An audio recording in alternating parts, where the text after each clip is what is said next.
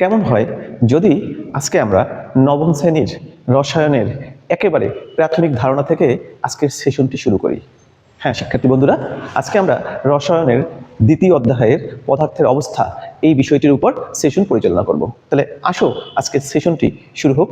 আমরা জানি কক্ষ তাপমাত্রায় অর্থাৎ 25 ডিগ্রি সেলসিয়াস তাপমাত্রায় পদার্থ তিনটি ভিন্ন ভিন্ন অবস্থায় থাকতে পারে: কঠিন অবস্থা, তরল অবস্থা এবং গ্যাসীয় অবস্থা।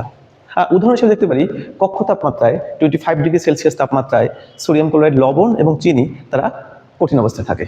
ঠিক তেমনি পানি অথবা গ্লিসারিন এগুলো তরল অবস্থায় থাকে। আবার nitrogen gas, hydrogen gas, carbon dioxide gas এগুলো গ্যাসীয় অবস্থায় থাকে। একটি পদার্থ কি অবস্থায় থাকবে এবং একটি ভৌত অবস্থা থেকে অন্য একটি ভৌত অবস্থায় কিভাবে পরিবর্তিত হবে তা চারটি বিষয়ের উপর নির্ভর করে। আমরা যদি সেই চারটি বিষয়কে একটু আলোকপাত করি তাহলে আমরা দেখতে পাবো পদার্থের ভৌত অবস্থার পরিবর্তন বা ভৌত অবস্থা তাপ বা তাপমাত্রা, চাপ, আন্তঃকণা আকর্ষণ শক্তি এবং গতিশক্তির উপর নির্ভর করে। আমরা যদি আমাদের ভিডিওটিতে চলে যাই তাহলে আমরা দেখতে পাবো প্রাথমিক অবস্থায় এক কঠিন অবস্থায় আছে, তারপর তরল অবস্থায় আছে এবং গ্যাসীয় অবস্থায় আছে। একটি পদার্থ এই তিনটি ভিন্ন ভিন্ন অবস্থায় থাকতে পারে। সেক্ষেত্রে আমাদের এই চারটি বিষয় তাপমাত্রা বা তাপ, চাপ, আন্তঃকণা আকর্ষণ শক্তি এবং গতিশক্তিকে খুব ভালোভাবে আত্মস্থ করতে হবে। যদি আমরা কঠিন পদার্থের কল্পনা করি তাহলে দেখব কঠিন পদার্থের অণুগুলো খুব কাছাকাছি অবস্থান করে। এদের ক্ষেত্রে আন্তঃকণা আকর্ষণ শক্তি অনেক বেশি। এই পদার্থগুলোর ক্ষেত্রে কণাগুলো বা অণুগুলো নিজের অবস্থান পরিবর্তন করে না।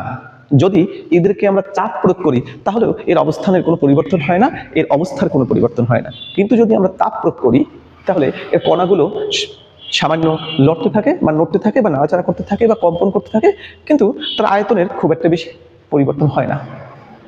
যদি আমরা তরল পদার্থ নিয়ে কল্পনা করি তাহলে দেখতে পারবো তরল পদার্থের কণাগুলো এই নির্দিষ্ট আয়তনে থাকে। এদেরকে যদি আমরা চাপ প্রয়োগ করি তাতেও তার আয়তনের কোনো পরিবর্তন হবে না।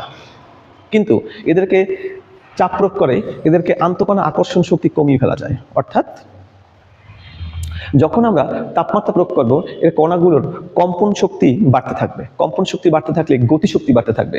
গতিশক্তি যখন বাড়বে তখন তাপমাত্রা প্রয়োগ করলে গতিশক্তি বাড়ার সাথে সাথে এর কণাগুলো পরস্পর থেকে দূরে সরে যেতে থাকবে। ফলে আন্তঃকণা আকর্ষণ শক্তি কমবে। আমরা যদি গ্যাসীয় পদার্থের ক্ষেত্রে চিন্তা করি, এদের ক্ষেত্রে এই কণাগুলো গতিশক্তি অত্যাধিক বেশি এবং এদের কোনো নির্দিষ্ট আকার নেই, নির্দিষ্ট আয়তন নেই।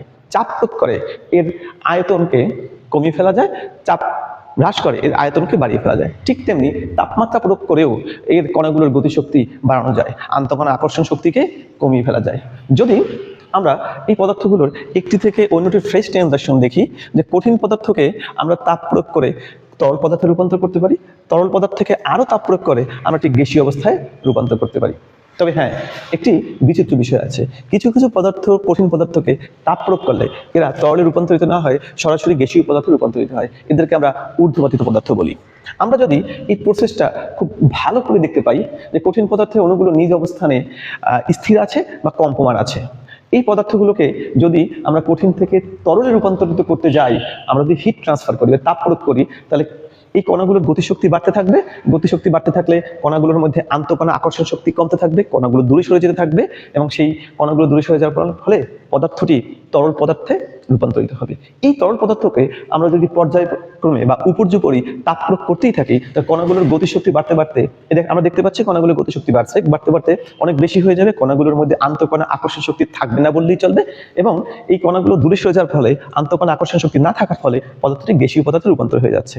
বিপরীতক্রমে আমরা যদি দেখি গ্যাসীয় পদার্থকে যদি আমরা তাপ হ্রাস করি, হিট রিডাকশন করি, তাহলে গতিশক্তি কমতে থাকবে, কণাগুলোর আন্তঃকণা আকর্ষণ শক্তি বাড়তে থাকবে, কণাগুলো কাছে আসতে থাকবে, কঠিন গ্যাসীয় পদার্থ তরল পদার্থে রূপান্তরিত হতে থাকবে। উপর্যুপরি যদি আমরা তাপ হ্রাস করতেই থাকি